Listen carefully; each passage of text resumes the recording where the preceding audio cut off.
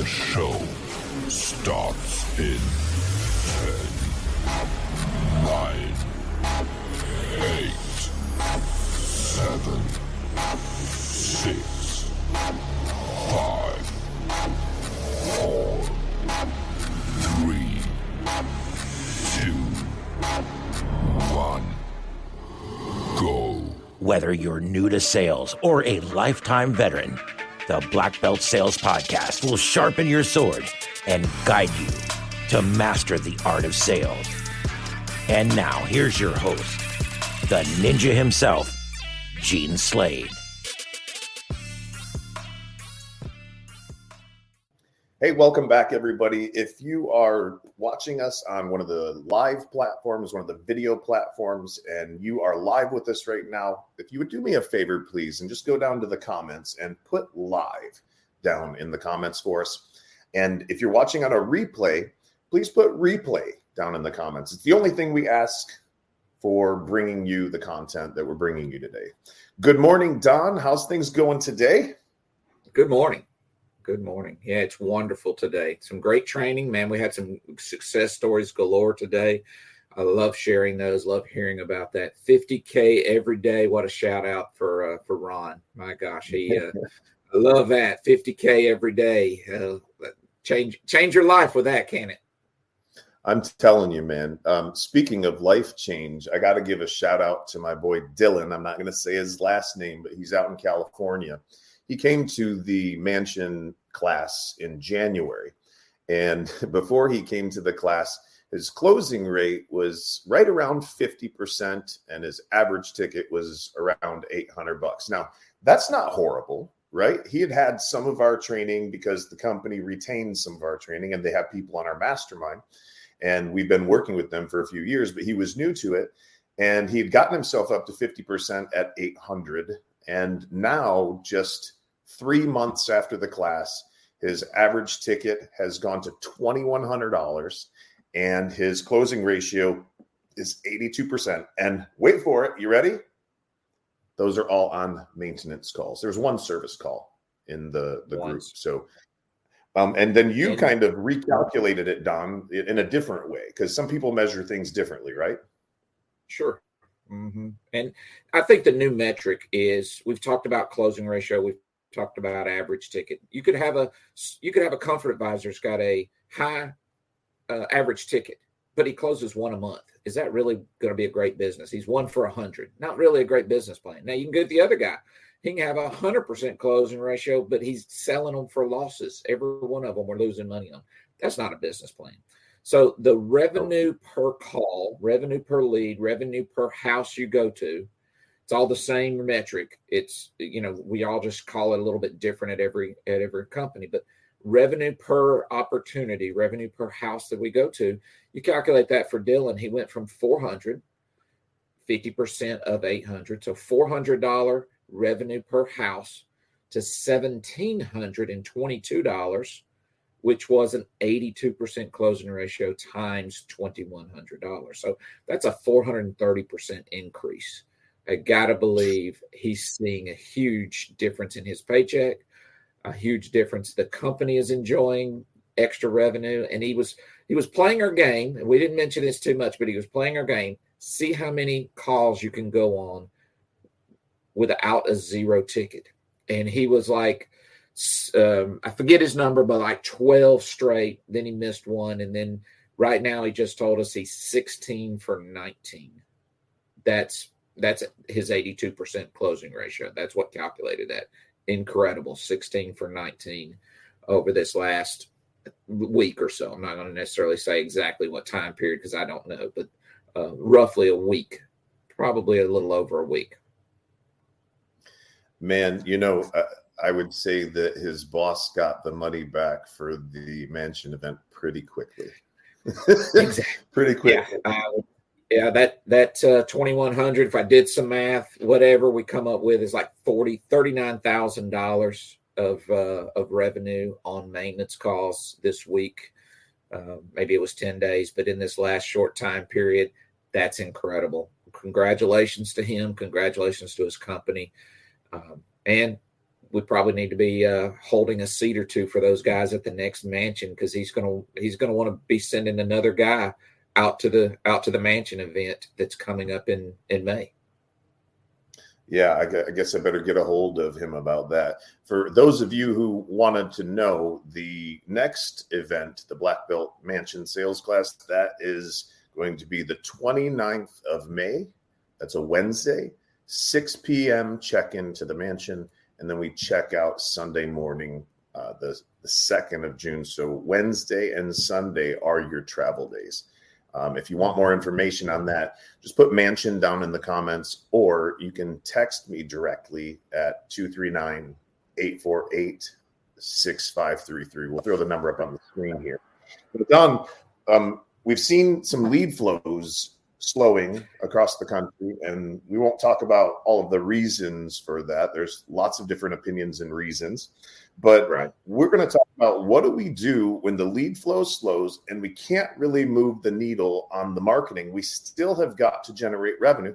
We still have got to earn a living. We all have responsibilities and bills that have to be paid. What do we do? What would be the first thing that you would do to boost your revenue if marketing wasn't cooperating? If you're not in charge of your marketing, you're the technician and you're just there, one of the best things to do is go back on your existing quotes. You have given prices and didn't close. Even Dylan here missed 3. He's the super great numbers right now, but there's 3 things in this last week that he didn't get. And he didn't get the whole list at every house and every one of those situations. So there's things left out there. If you want to get a kind of an immediate hit till the company and the weather starts to happen, follow up with existing calls. Now, there's a way to do it. It's not that, I'm just, hey, this is Don, I'm following up on that quote. You probably still aren't ready to do anything, are you? That's what we hear a lot of people say. That's not the process you want to follow. You want to have a reason. You want to have a process that you follow in everything we do in sales, and following up is another one of those aspects. So that would be my first item. It's what's out there that we have forgotten about, or we've just been ignoring because we don't know what to say. What did we quote that we didn't get? Mm-hmm. Even where we made sales, right? So if I were in a company, Don, and it had a couple technicians, and one of the opportunities I see is to call back on their lists or their options that they gave the client. Now, this doesn't work well if you're not creating a prioritized list and not listing, everything the client could have. It just doesn't work well. But if you are doing something like that, like We Train, then there's always something on the list that didn't get bought. So we could call up and do a happy call, right, Don?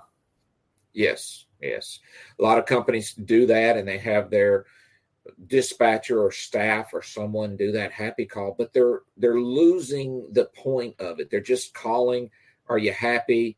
And it's done. There's another sales opportunity in there when you follow the script. Yes, you're going to ask some of the same questions, but these shouldn't be done by the person you hired 3 minutes ago and just handed them a list and say, call and happy check on these.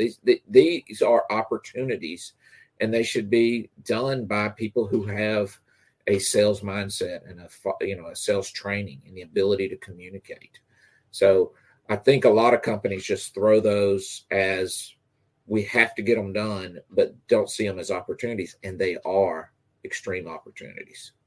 And yes, they do work better if our technicians were thorough and left them a list and had things there, but it still has a possibility even without that. You can just open the door to a conversation, and sometimes they'll say, well, the tech never explained that to me, and you just apologize and move through it. So we can get through. How do you do it even when your tech didn't say there was anything for them to think about? So yeah, if you guys want me to give you the script for what you say on that telephone call, just put yes down in the comments right now. We get 5 yeses down in the comments, I'll go ahead and give you the script for how you call on other people's calls and close them. I'll also give you how to get back in the door on your own calls and achieve like a 90% closing ratio when you do get back in the door. So, Brittany, are we getting yeses? Are the yeses coming through?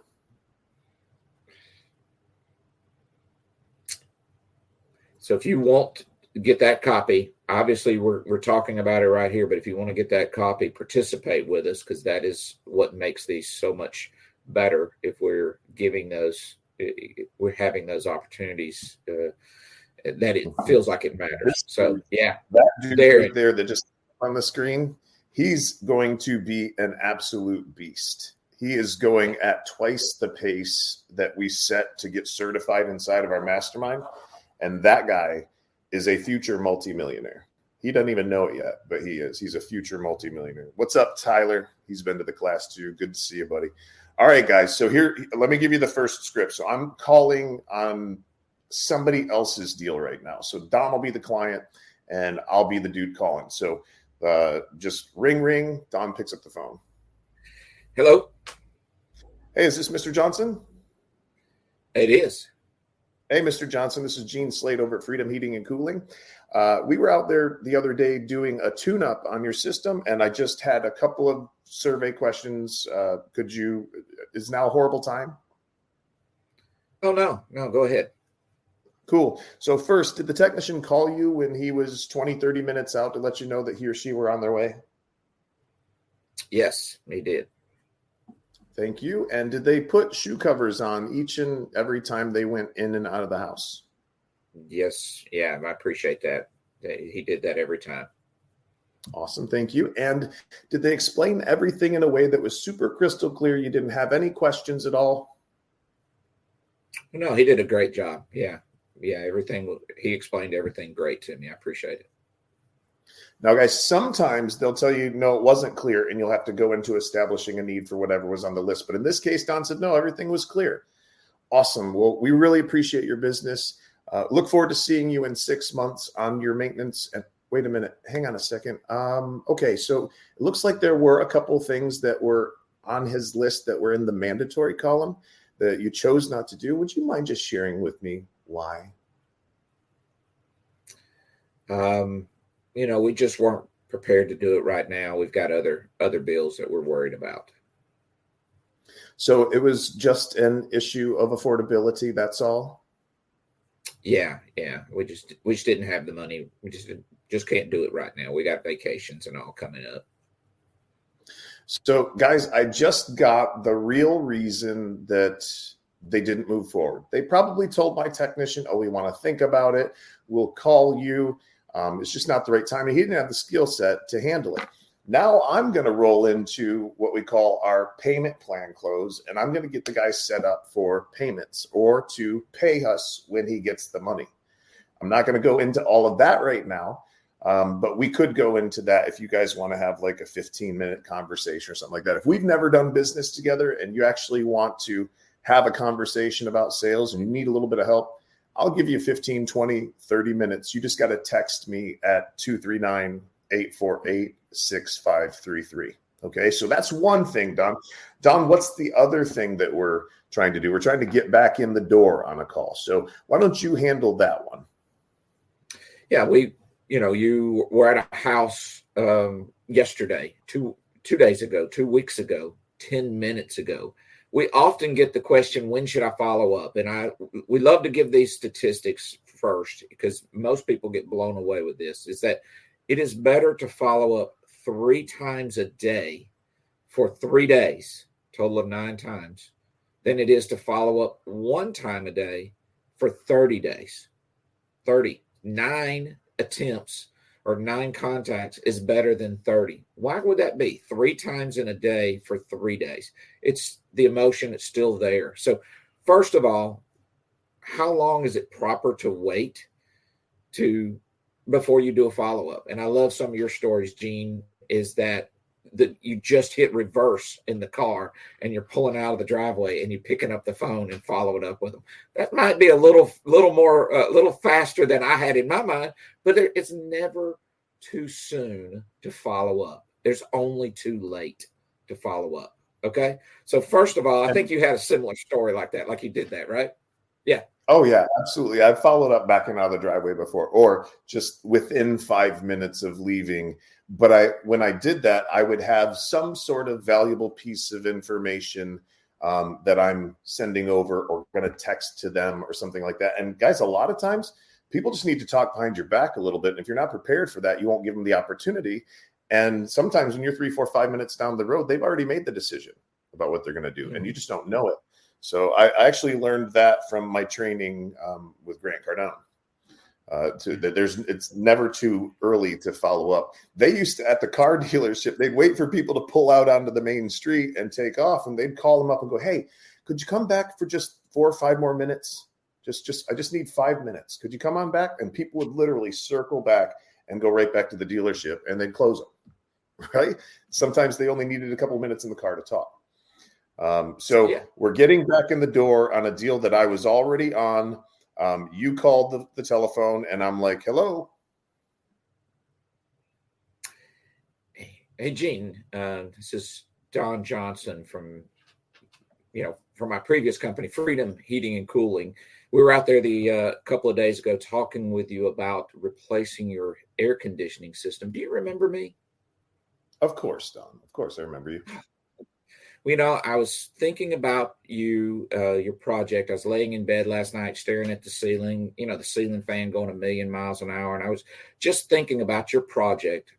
And I had some ideas. I even ran it by some coworkers and manager. And we had some ideas that might save you some money, but I don't want to say anything until I take another look at your project. You're going to be home in the next hour?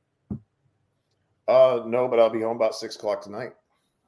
So 6 o'clock tonight, you'll be available. All right, 6 o'clock. I'll see you. I'll see you then. Click. Okay. Hang up the phone. Get off the phone. Yeah. Now, this guy might try to press you, Don. If I try to press you because my time's valuable to me, and I go, "Well, what are these ideas, Don, that you're talking about?" Yeah, and really, from that standpoint, you might have to give them some thoughts. Talking with someone else, we might be able to use some items, some of the transitions, some of the ductwork, some of the items that are still there and save you some money. But I can't commit to that and tell you for sure. So I might be putting foot in my mouth until I take another look at it. Are you going to be home in the next hour? Just go straight back to ask for it one more time. Are you going to be home in the next hour? So yeah, I just have. I'll usually repeat myself even one time. I'll repeat myself one time, right? Because I said in the script, I said, I don't want to say anything until I take another look at the job. And they go, "Well, what are the ideas, Gene?" Yeah, I just don't want to say anything until I take one more look at the job. There you go. And they won't typically press me beyond that. But if they did, then sure, I could use something like what Don just said. But the first time you want to go, "Yeah, I just don't want to say anything until I take another look at the job." Less is sometimes more, guys. Less is better. Yes. Well, these are perfect ones when they're your jobs, right? You quoted them. If you're doing, it can take that same process if you were to follow up on other people's quotes as well. You just have to say, "John was out there. Do you remember him?" Well, he and I have been talking, and now you're back into the same conversation. So the script will work even if you're following up on other people's quotes or your own. You just mentioned, "Do you remember John being at your house yesterday?" Yeah, I did. Okay. He and I have been talking. Boom. Now that connects it together. And guys, we're not giving you some fluffy words right now. I know it sounds really, really simple what we're talking about, but this is proven. It should be award winning. It has made people so much money. So much money. So please try it. If you haven't tried it, give it a shot. Use it word for word. If you got to go back through and script out everything we said, word for word. I was laying in bed last night, staring at the ceiling, thinking about your job. He said project. And even talked to my supervisor. And we've got a couple ideas. We might be able to save you some money, maybe even make you an offer you can't refuse. But I don't want to say anything until I take one more look at the job. Are you going to be around at about 6 o'clock tonight? Boom. If you get in the door, you will likely close it. Right. What you're selling on your follow-up is getting in the door. Most people are calling back wanting to talk about buying that new system or Yeah. SEER rating and efficiency and all that other stuff. You're not talking about the sale on the phone call is getting back to the house. Once you're back in the house, you will have to have your conversations about, the systems. We know that. But while we're on the phone call, all we're selling here is the appointment or getting back in the door. Remember that. If they won't let you back in the door, they probably were never going to call you, or they might give you something more to work with. And you can say, well, can you say more about that and get them to open up a little bit, right? That's a magic we're not saying phrase. It's not dead for sure if they won't, but the primary thing is get back in the door. Once you're in front of someone, the power to read their body language and read their conversation is so much stronger. So we're selling getting back in the door on our follow-ups, right? So that's what you have to remember. And if they won't let you do that, then you're really no worse off than if you hadn't tried, which most people are doing right now anyway. But then you can just get them to open up with, yeah, we've been thinking about it. Can you say more about it? And they'll say something that will get the conversation. Great salespeople know that if they listen, the clients will typically tell them what it takes to close them, right? But you have to listen. And it's another subject as well. Have to listen. How do you listen in this business? So almost two great every things. time. I think we said if you'll put a message down there, we can send you, a PDF that's got these scripts in it. If as long as you're good with sharing that stuff, we can get that into a little PDF and send it. I'm not going to get into sharing all the payment plan closes and stuff like that. If somebody wants to see that information, they can schedule a meeting with me. But guys, don't let your follow-up be lame. Okay. Don't call people up and go, hey, this is Gene. I gave you a quote about a week ago. Just wondering, have you made a decision yet? Just following up. Don't do that. It doesn't work. Okay.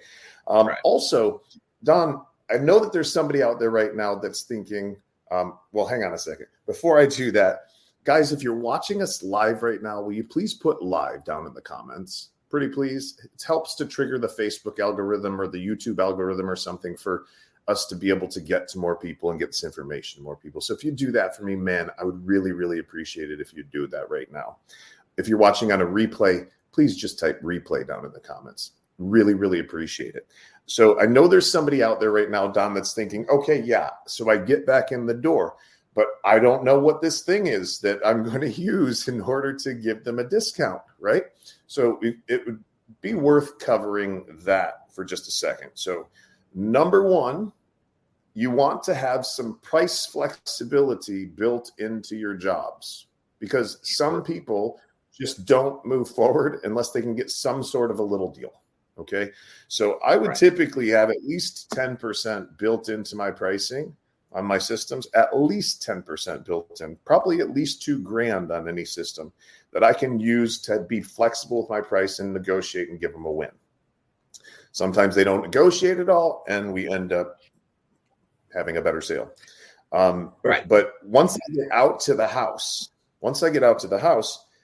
how am I going to come up with a reason, especially if there's no real shortcuts or transitions we can keep or whatever? What would be some ways that we could offer them still some sort of a deal to move the project forward?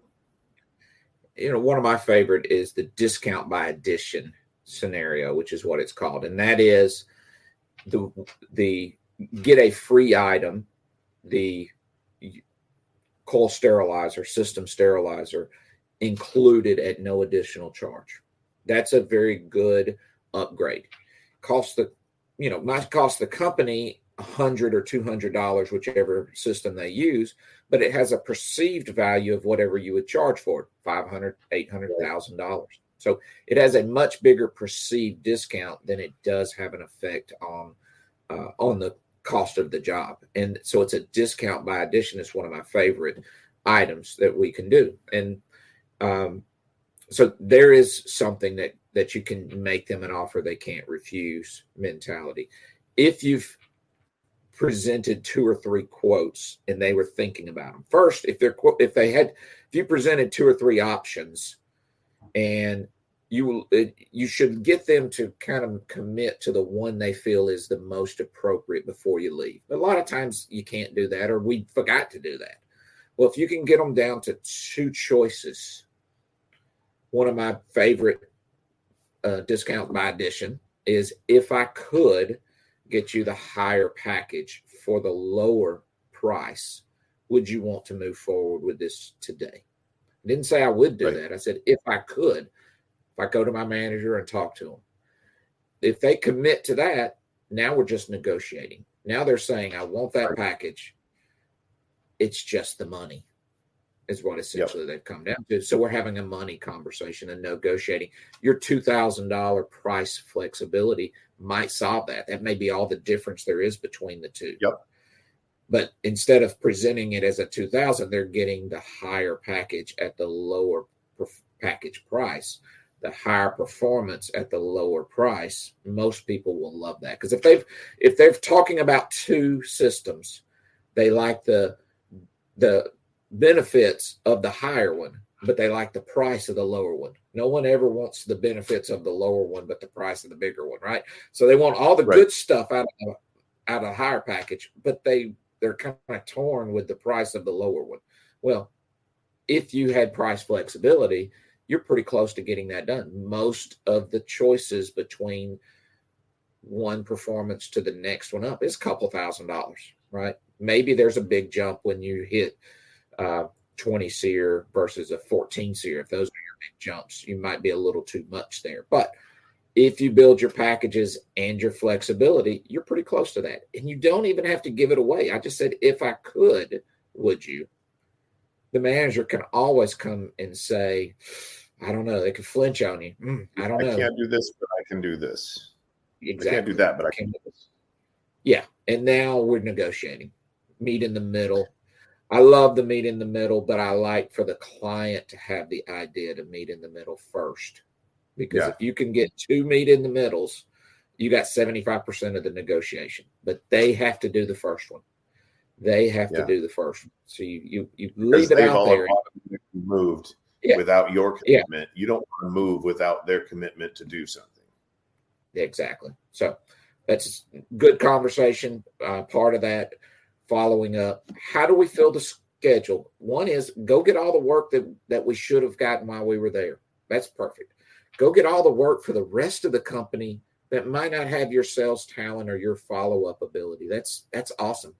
Tell the boss, I'll do the happy checks, right? I'll be glad to do that. Because nobody's probably doing it in your company, or it's one of the people that answer the phones, and they don't really do it because they're worried about answering the next phone call. And then after that, what can we do as technicians? I know what the owners, and we've had owner conversations because we've had owner group that meets, and and if you want to get into that owner group and have conversations, just put something in the message and we'll send you a link to that. It's every Wednesday. We get owners together and talk about marketing, or we talk about the ideas on how to grow the company in our profit coach group. So if you're interested in that, put that down there. But what does the technician do next? What could he do that would help out the company? Maybe you are the company. Maybe you're a one-man show and you are the company, but maybe you are a technician and you work for a 50 technician company, 50 employee company, and do you just want to sit around? What can you do to get more calls for the company? Gene, what's some ideas there? Well, I'd love to have that conversation. I also want to make sure that I add something to the conversation that we're already having. So if you would bring me back to that in just a moment, I'd love to talk about that. So here's some other insight, guys. Sometimes you go out there and you get back in the door, and there really is no legitimate way for you to modify the job so that it is a cheaper job. And maybe you do have some price flexibility built in. And one of the things that you could do in that conversation is let the client know, say, look, so we had some ideas about how we might be able to, save some money and everything. Unfortunately, it's not what I thought it was going to be. And this really is the real price of the job. But I don't want you to, I don't want you to lose out. I want you to have a win. And I can't give you something for nothing. Remember those words. I can't give you something for nothing. But what would be of value to us is if after we do the work, if you wouldn't mind leaving us a review on this page and on this page, and just tell the truth about what it was like to do business with us, that would have some value to us. And I could see us, going to bat for you, trying to get you a little bit better price if you're willing to do that for us. Right. And then you can bring in a manager if you want to. Or maybe you've got the ability to be flexible and you bait them into negotiating with you. They tell you that they want $1,000 off or $800. You flinch on them, try to get them a little bit lower. But once you get to a price or a discount that you can give, you just say, I can't give you something for nothing. But what would be of value to us is this: putting a yard sign in your yard for the next 2 weeks. Or on occasion, there are people who want to talk to other clients of ours that have done business with us before they pull the trigger and have us do their work. And if you'd be willing to, over the next 2 years, answer as many as 4 telephone calls from clients of mine. And if they leave you a message or something, actually make an effort to get back to them. And all I would ask you to do is just tell the truth about what it's like to do business with us.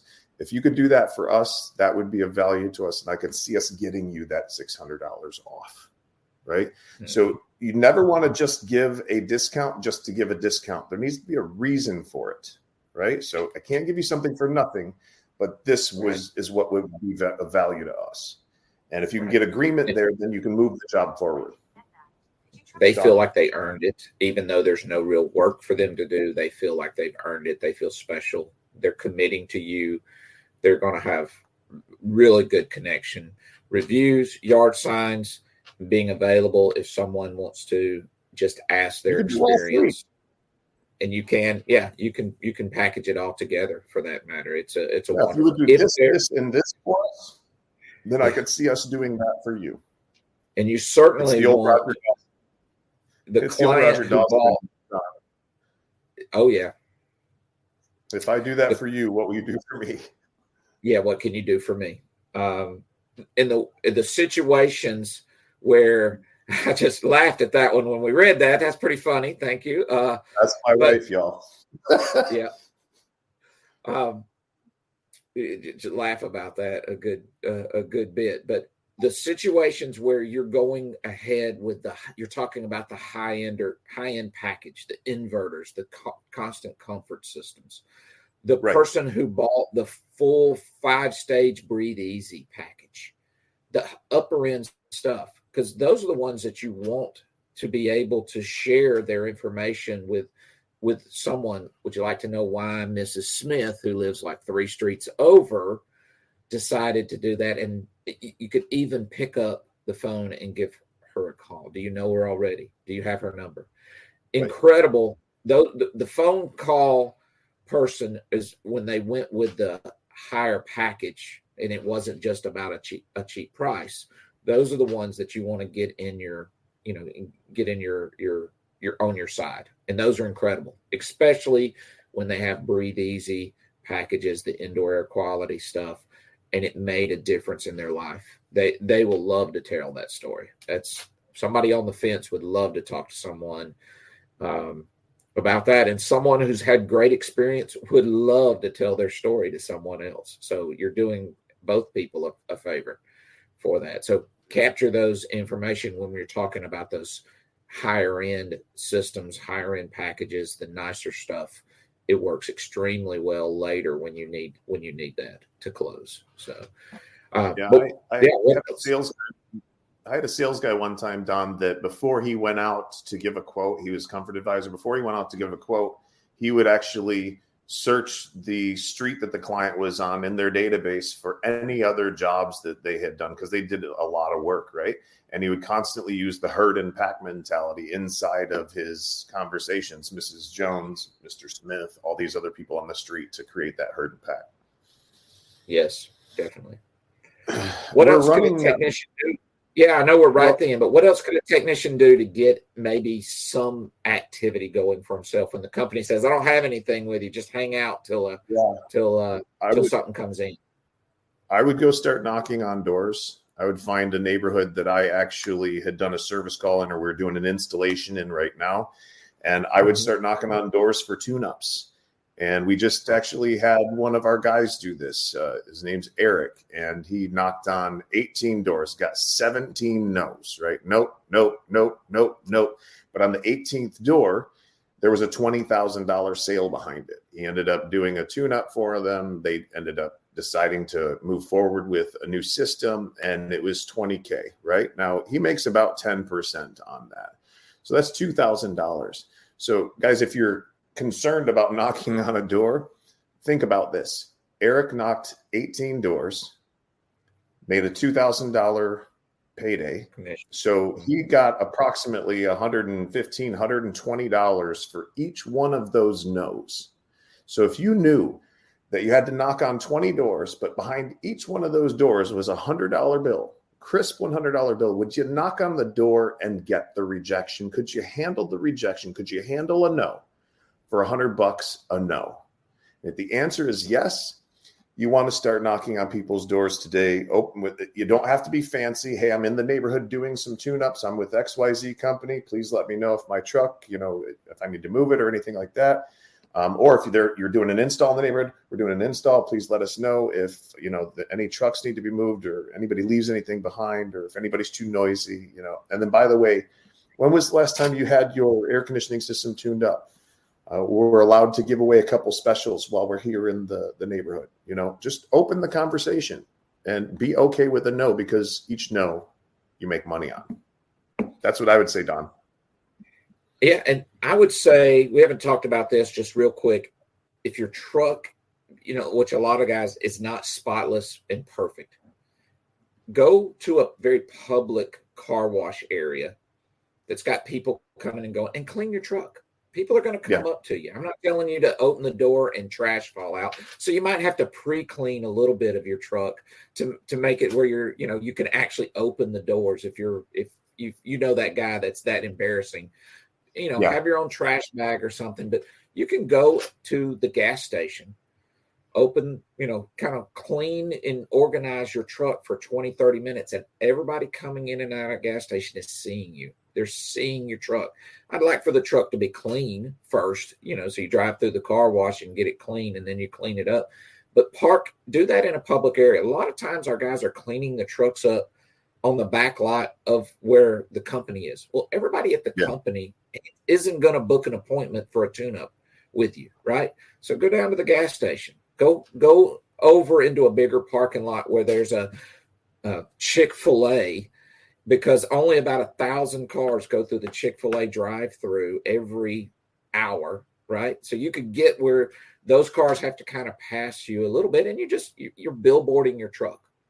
That helps the company. Phone might ring. Hey, I was just over here, and the phone rang. I was just over here. I saw your trucks, and you're right. I've been thinking about it. You just never know. We want to clean our truck anyway. We want to keep it organized. Why don't we do it as if we're trying to actually get business? And if you're in business for yourself and you only got one truck, that's a good process, because you got to clean your truck anyway. Why do it at home? Do it out there where everybody can see the truck and see the name. Don, I'm the guy that's got the guts to literally walk up to somebody at a gas station, especially if I'm in a marked vehicle, and strike up a conversation about tune-ups. Literally.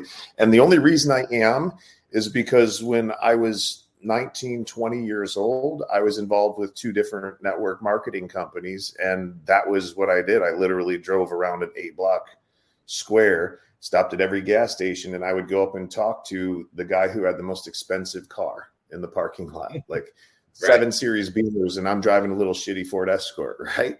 So that is also effective. You literally can just generate appointments out of thin air if you're willing to walk up and talk to people. Just getting the conversation. Have something you're passionate about and be willing to talk to anybody. I often say, be passionate about a product that you would just strike up the conversation. You putting the gas pump in your vehicle and somebody's across. Hey, have you heard about the the new Breathe Easy packages, or have you heard about all the lightning strikes and the surges that we get in this area? Do you have a surge protector on your? That's on your wonderful, especially in the southern areas where we're about ready to get a lot of rain and stuff, and every day we get storms. If you're in Florida, man, yeah, you can talk about that. People will talk about the weather all the time. Just take that weather conversation and turn it into a surge protector conversation. And you're going to want to get one before the next storm is about the way they're going to say, well, what's that cost? Well, let me run by and look and see which model you're going to need. When would be a good time? I've got time now, or would it 6 o'clock tonight be okay? Book an appointment, call the office and say, I've got the address for a call. Can you put it in the system for me? They'll fall out with that. They'll be like, how in the heck did you do that? But that's part of it. Or if it's mild right now and you don't have the heat, you could strike up a conversation. Man, it's beautiful out today, isn't it? But that heat's coming. We know it's coming. Did you tune up your air conditioner yet? Did you get it ready to go? Hang out at a plumbing section of big box store and help people. 100%. 100%. I'm okay with that. Got a lot of I'm okay with revenue. I got a funny story. To me, it's a funny story. A comfort advisor of mine. Let's do that. But then we got to wrap this up because we're going long. I know we got to wrap this up. Well, he did that at Costco and just stood at the door and handed out his business card to everybody coming through the door at Costco. He got away with it for about an hour and a half before the manager came over and said, you can't do that anymore. And he said, okay, thanks. And walked and left. Did he really lose out? Yeah. So did he really lose out? No, it was funny. He was just handing his business card. So sometimes go shopping, go to Costco, get a basket, shop, put it all back, and then leave. But every corner, have a conversation with everybody you pass. Hey, how are you doing? Here's a business card, right? It needs to be a little more than that, but just be open and talk. He was funny. He did that. And again, people thought he was the door worker at Costco because, I have to show that card as you walk through. So I told the story, but as they showed the card, he handed them a business card. They took it because they thought they were supposed to. He thought they were supposed to. So it was quite amusing if you can get away with that. When the manager's not there, go in and ask for the manager. And when they say there's not there, then you can get away with it for a little while. Guys, I think the moral or the lesson of this entire podcast today is that the economy, business is never good or bad out there. Business or the economy is only ever bad between these two ears right here. Mm-hmm. So create your own economy. All right. We go through cycles in this country and in the world financially, but it's the people that are willing to get outside of their comfort zone a little bit. It's the 2%ers that end up really making it, right? There's massive opportunity, especially when you have ups and downs in these economies. So, Don, thanks for joining us today. Darren says that you should never put a time limit on good training, but I also want to keep the people wanting more. So, guys, if you want information on the next mansion event, that's May 29th through the 2nd of June, just hit us up down in the comments or shoot me a text message at the number that I left you before. Really, really appreciate you guys joining us today. I'll take you out with a quick video for those of you that want to see a little bit more about the mansion. And then I'll be back for 30 seconds to wrap it up. If you're listening to us on Apple or on Spotify, I know that you can't see this video, so just head on over to the review section, click that 5-star button, and put a couple nice words down in there for us, will you? I appreciate you guys. Check this video out.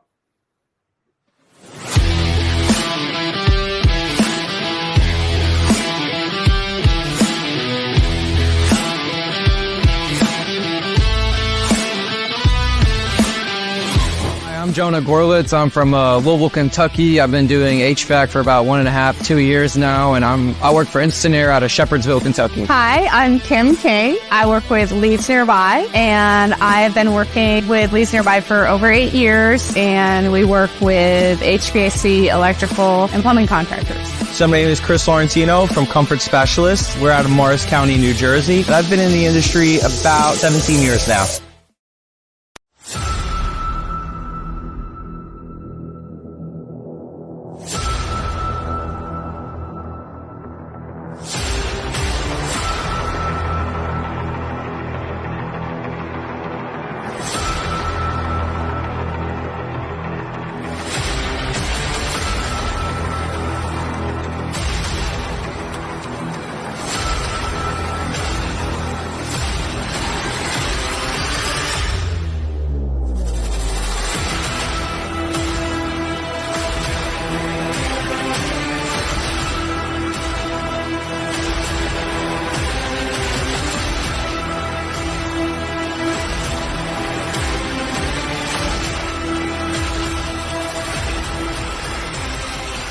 joined the mastermind because it's not just a sales course. Actually, it's not really a sales course at all. So the reason I joined the mastermind is I've seen some people's results online that This is different from other events I've been to. I've been to various context events for quite a few years now. It's really taught me how to understand and communicate to the customer well. It's actually my second mansion trip. from the community of how well some people have done, and I really wanted to be a part of that. This one is the best space. It's the most glamorous space. And it's basically one training that builds upon each other. Share in that success, and it felt that the best way to achieve that was to actually get here and get involved in the training. And frankly, in my mind, there's no better way to train than in person. Since I've been in the class since December, my income has improved, my revenue for the company has improved, my customer relations have improved, and my call volume has decreased while the profits and everything else has increased. Being here is a unique experience that you can't replicate in just a Zoom class. There's so much more that you get out of this. And the other events I've been to, it's a lot of information on a lot of topics, where this is very concentrated. I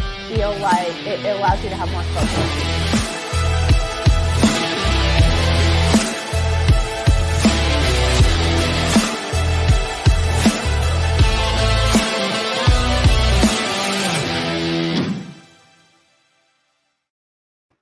Hey guys, thanks for joining us for another episode of the Blackbelt Sales Podcast. Look, our goal here at Lead Ninja is to help you as business owners, technicians, salespeople to make more money, work fewer hours, and get home for dinner on time. Be able to spend some time with your family, tuck your kids in at night. Any of you out there missed some dinners lately? Have you missed tucking your kids into bed? Guys, when you're not good at communicating, when you're not good at generating revenue and helping people, you lose the ability to control your time. So if you want more control over your time, up your communication skills. Come see us at the Blackbelt Mansion event at the end of May. And I promise you, you'll be unrecognizable to yourself within 6 months or less. Guys, I'm signing off. Have a great day. We'll talk to you later, Lead Ninjas. Peace.